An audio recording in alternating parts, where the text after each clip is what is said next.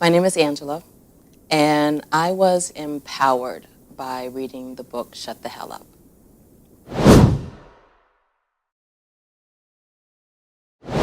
Well, Angela, thank you very much for joining us. My pleasure. Shut the hell up. What did you think about when you heard that title? It was a very provocative title. I believe that was the intention, or at least that's my theory behind it, because it alone has the ability to stop people in their tracks when they come across it, especially if it's listed as something that's in the religious section. It would at least make them think twice or run fast past it. But the thought is that hopefully it would cause them to think. So it's something that goes against the norm of what typical Christianity would have us think. And to say shut the hell up, you're basically cursing at someone. And this is so much farther than that, that it's not even in reality close to what the title would trigger in some people's mind. And so I thought it was good at grasping the attention, but then once I read it, it was such a perfect title to match for what you were trying, or what the author was trying to convey. How do we shut the hell up out of our lives? So That's beautiful. Thank great. you. Thank you for that. It sounds like, when you read it, whatever you thought when you heard the title, there was something in the book that was clearly different than that. Mhm. What was one thing about this book that you read and it really surprised you? Um, if I had to think about what surprised me the most, it was the confirmation that God speaks and settling that in our lives, because in I would like to think that my upbringing was not atypical from what a um, a typical Christian upbringing would be, and that because of that, it was heavily influenced into the Christian culture as it stands today. And the notion that God speaks is something that was saved for Bible study, or something that was saved for Sunday school, when we were taught the lessons of God speaking to specific Old Testament and even New Testament personalities. And the fact that it would happen today is something that's not necessarily championed as much. Although you would typically hear people that say, well, God told me this, but then when you really spoke to them and what it was that they were saying, it was more toward, it just so happened that it was conveniently geared towards what it was they were thinking, and not necessarily that it was in a line with what God would want. And so to know that God speaks and to be able to listen for his voice when he speaks, and to recognize it when our ears may have been deafened for so long, and to realize that he's been out there the entire time, and it was us who was away, listening at least, from hearing, and that we were able to come back and to hear him, and to have at least the confirmation to know that he is still a living and present God that wants to commune with us. I think that was the most surprising confirmation. That's powerful. That's powerful. Other than what you just shared, Mm-hmm. is there anything that you read in this book that you think you will remember for perhaps a long time to come, perhaps for the rest of your life? Um, One of the things, change your story, change your life. It was a brief sentence that was written, and it sets the tone for the entire book. Um, I hadn't. This book has impacted me in more ways than one, and in full disclosure, it had been a while since I had picked up the book. I had read it over, basically a year ago.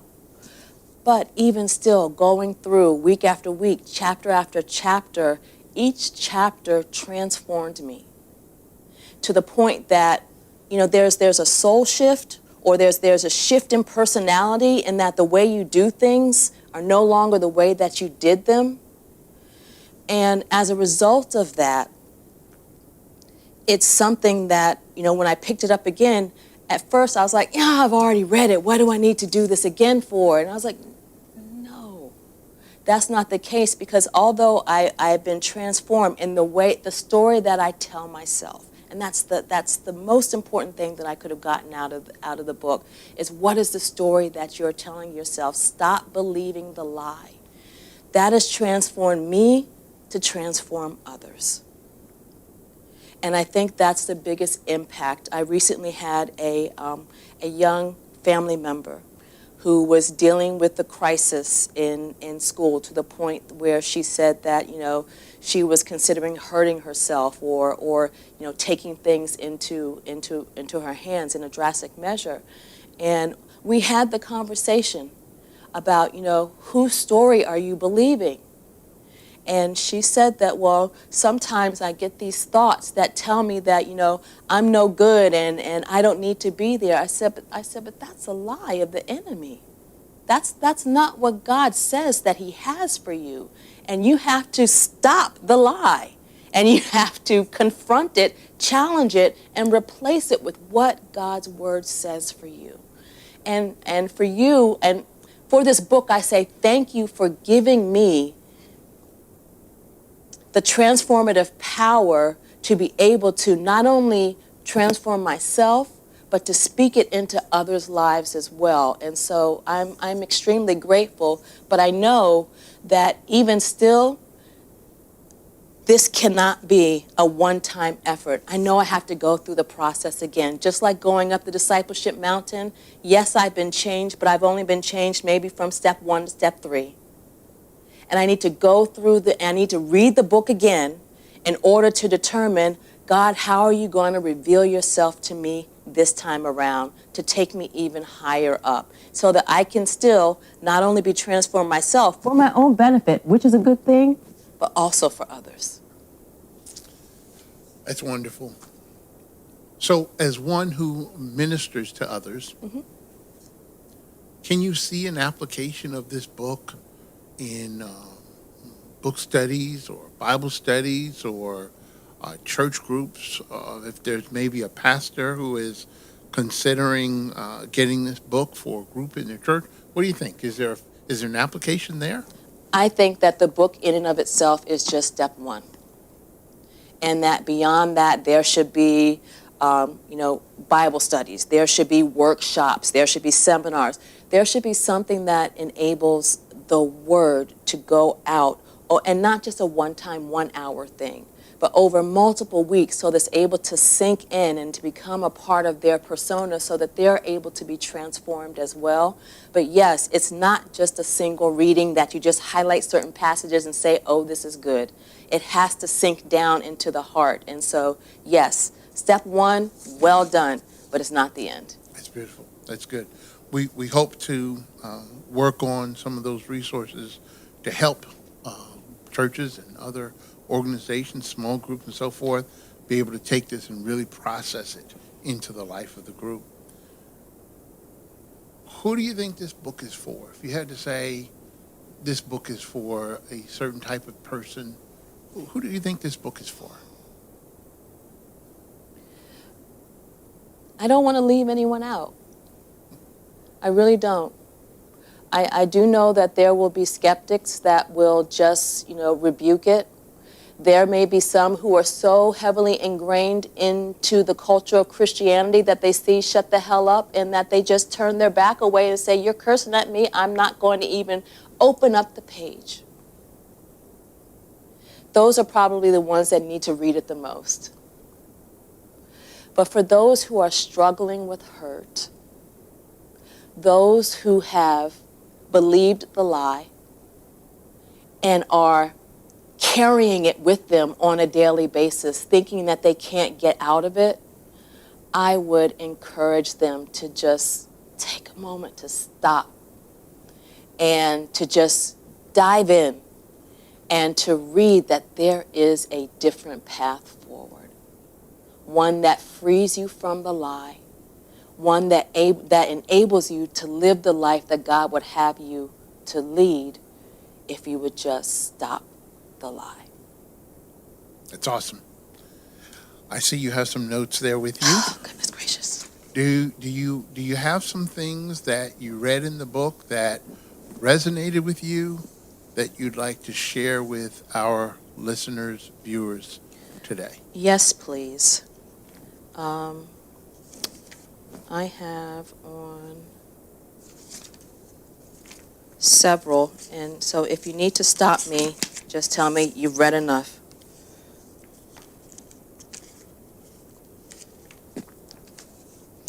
The first one is in chapter 3, Mastering Internal Voices. And I'll just read snippets. It says, how do we deploy and interrupt when internal voices are bombarding our minds? How do we shut down the inner assault of suggestive thoughts co-signing with our weaknesses? Psalms 107 offers a clue. The psalmist writes, "Oh, give thanks to the Lord, for he is good, for his mercy endures forever. Let the redeemed of the Lord say so, whom he has redeemed from the hand of the enemy." And that was just the setup for saying how we need to turn our focus away from our situation, away from the voice, towards God, focusing on him, and then letting the redeemed say so by just replacing the lie with the truth. Another thing, page 106.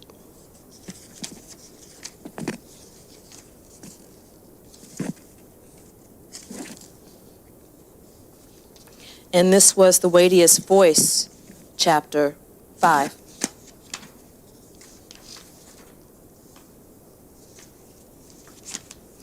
You notice how I'm honing in on all of those inner voice sections. So that's what weighed the most with me. That's great. So it says the weightiest voice is whatever we receive, cultivate, and allow to influence the story we tell ourselves. My inner voice is the weightiest.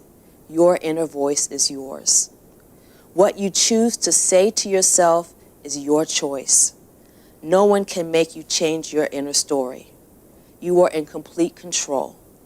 Remember, however, that you will live by the fruit of what you say, even if you choose not to glorify God with your inner conversations. I mean, I could just drop this at that point and not go any further, because that had the most impact on me in recognizing how to recognize that what I'm feeding, what I'm sowing into myself is harvesting fruit. And what kind of fruit am I harvesting? And that's what we all have to recognize. And that's the only way that we can shut the hell up that's in our lives, is by replacing those seeds with seeds of what God says about us, and replacing those lies with new seeds that garner eventually new fruit. That's good. That's good. Come on. I just have one more on, I had to go to the second, it was too big. I had to go to a second section. And this was in chapter 10, to release the truth, first stop the lie. And I won't read the entire thing, but just the point to where we get to stop. It says, to successfully shut the hell up, transforming believers must stop, S-T-O-P, the lies to begin releasing the truth. STOP is a simple acronym that outlines an even simpler process. Line drawing, dust shaking, Christians must silence the noise of distracting voices, take a moment to detect the lies in their inner story, open their minds to the truth before they speak, and pursue the truth at all costs. Once they stop the lies, they can change their inner story. That's great. Thank you for that. I think this book is for everyone, but I'd like to focus in or hone in on the ones who are struggling, those who are dealing with depression or anxiety or just feeling not good enough. And if you've happened to stumble across this book, Trust and believe it was God ordained, because you don't have to do that. You have been feeding yourselves lies, whether you recognize it or not. And those lies, as they have been ingrained in your heart, have led you to where you are today. But now you have a chance to change the story. Dive in. Read everything, every word on every page. And trust me, you will come out a different person, recognizing that the lies that you told yourself have no place in your heart and have no place in your life, and that you can replace those lies with the truth of God's word, and that he's just waiting for you to receive. Taste and see. It's good.